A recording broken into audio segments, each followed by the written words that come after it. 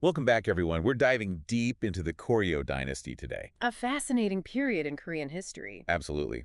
We'll be focusing on how this dynasty rose to power, Right. the social structure with its elites and its, well, not so elites. And of course, the cultural mix. Buddhism, Confucianism, the whole shebang. Exactly. It's a complex but captivating period. Let's kick things off with the founder, Wang Khan.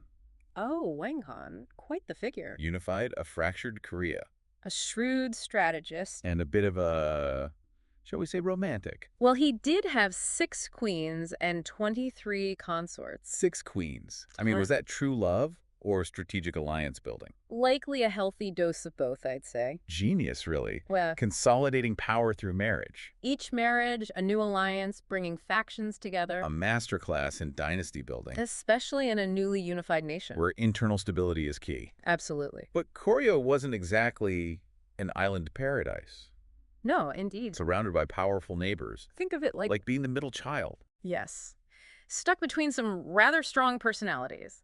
How did Wang Khan navigate that tricky foreign policy situation? Military might wasn't his only tool. Oh, tell me more. He emphasized diplomacy, strategic alliances.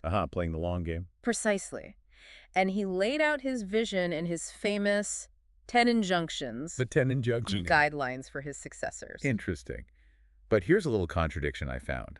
Oh, do tell. He warned against imitating the Khitan, the Liao dynasty. Yes, he saw them as a threat. But ironically, at the same time, The Lao court was becoming increasingly cynicized. and adopting Chinese customs and practices. It's a fascinating paradox. It makes you think about cultural influence and political reality. How they intertwine and shape a nation's identity. Okay, let's shift gears a bit. Sounds good. Let's dive into Koryo society. The social structure was, let's just say, not very fluid. Rigid, you mean? Oh. Like a ladder with very few rungs to climb. Exactly. You had the royal family at the top, naturally. What? But right below them, the Yangban. The Yangban, Korea's elite. The scholar officials running the government. They sound like the VIPs at Koryo. They were. They held most of the power. How did one join this exclusive club? Was it all about connections?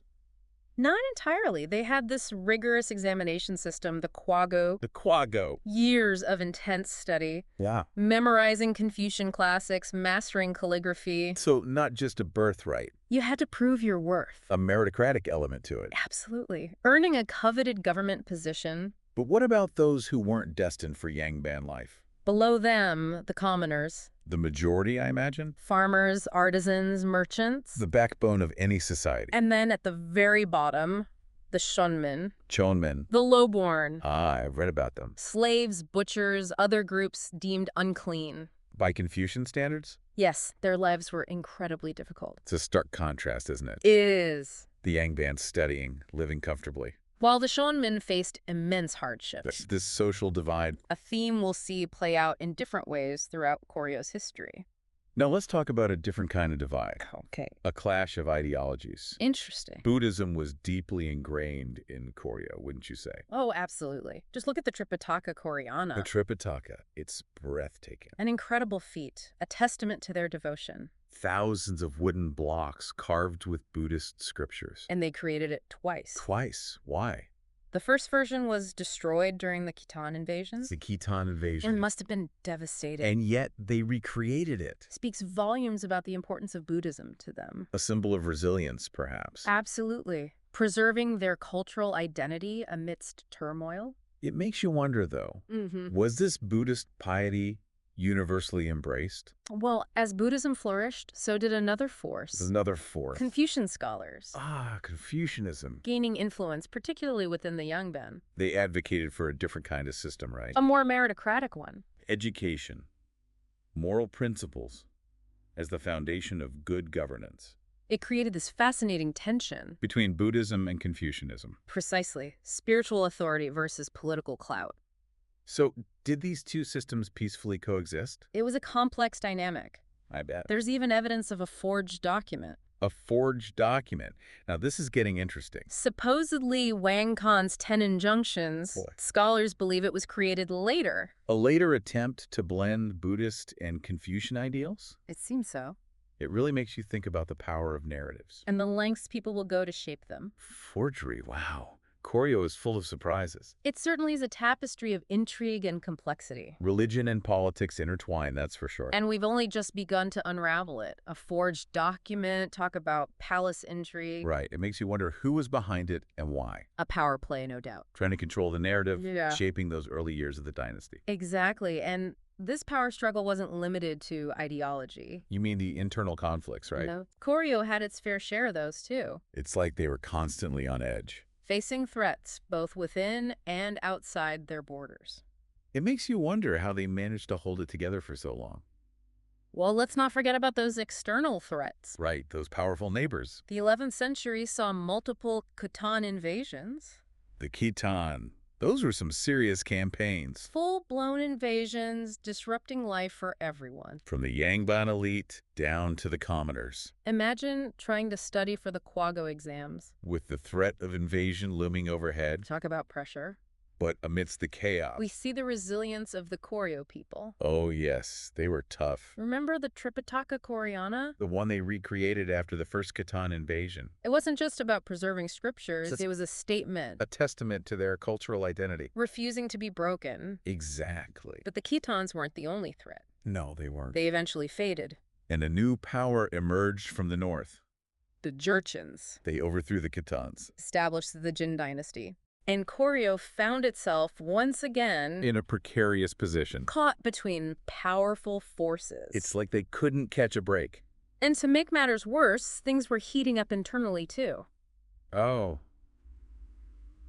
Tell me more about these internal tensions. Well, there were peasant uprisings, Probably fueled by those constant wars. the economic hardship, and within the Yangban class itself, The elite weren't immune to infighting. the military officials, the Muban, Yes, the Muban. We haven't talked much about them. they started gaining more influence. Compared to their civilian counterparts, The Munban? Munban versus Muban, it sounds like a power struggle brewing.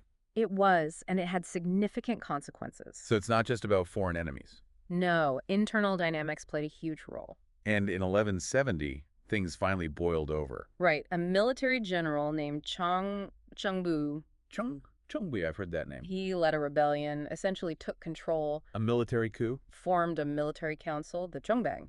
But that didn't exactly bring stability, did it? No, there was a lot of infighting. Power grabs within the council. And this is where the Qi family enters the picture. The Qi family, ah yes. 1196, General Qi Chang'an. Qi Chunggong. He seized power, assassinated Cheng Chengbu, Wow, talk about a power move. installed a new king, but a puppet ruler, really. So, from military council to outright dictatorship, That's essentially what happened. the beginning of the Qi family's rule. And it lasted for decades. How did they manage to hold on to power for so long? Well, they were ruthless, I can imagine. suppressed any opposition, purged their rivals. Ruled with an iron fist? But they weren't just brutal. Oh. They had another side to them. They were also shrewd. Shrewd, how so? They knew they couldn't rely solely on force. So they needed to win some hearts and minds. Precisely. They tried to appease the landowners The landowners. and the Confucian scholars. Interesting, the very class they initially sidelined, It was a balancing act. trying to legitimize their rule. Maintain a semblance of order. Makes you wonder if it was genuine or just a calculated move. Hard to say, for sure. But even the most cunning strategies. Can be tested when a force like the Mongols arrives. The Mongols. Now that's a whole other level of threat. They were relentless. Sweeping across Asia, reshaping the world. So how did Koryo, under the Che family's rule, face this new challenge? It must have been a terrifying prospect. And the Che family made a controversial decision. Oh. Tell. Instead of fighting They chose to submit. to the Mongols Wow. Becoming a vassal state. within the vast Mongol Empire, That must have been a bitter pill to swallow. giving up their independence But perhaps a necessary evil. to ensure their survival. It's a decision that still sparks debate. Was it pragmatism or betrayal? A difficult question to answer. It highlights the complexities of leadership. Faced with impossible choices, Sometimes there are no easy answers. only the least bad option. A tough choice indeed, and a reminder that history is full of these impossible dilemmas. Where leaders are forced to make decisions with far-reaching consequences. And it's not just about the big players, the kings and generals. Right, we can't forget about the everyday lives of the Koryo people. The commoners, the shanmen, They were the backbone of society. yet they often bore the brunt of these conflicts and upheavals, It's so important to consider their experiences. to understand the true impact of these events. How did they navigate that rigid social hierarchy? How did they cope with the constant threat of invasion? The economic hardships, the uncertainty. It's a side of history that often gets overlooked.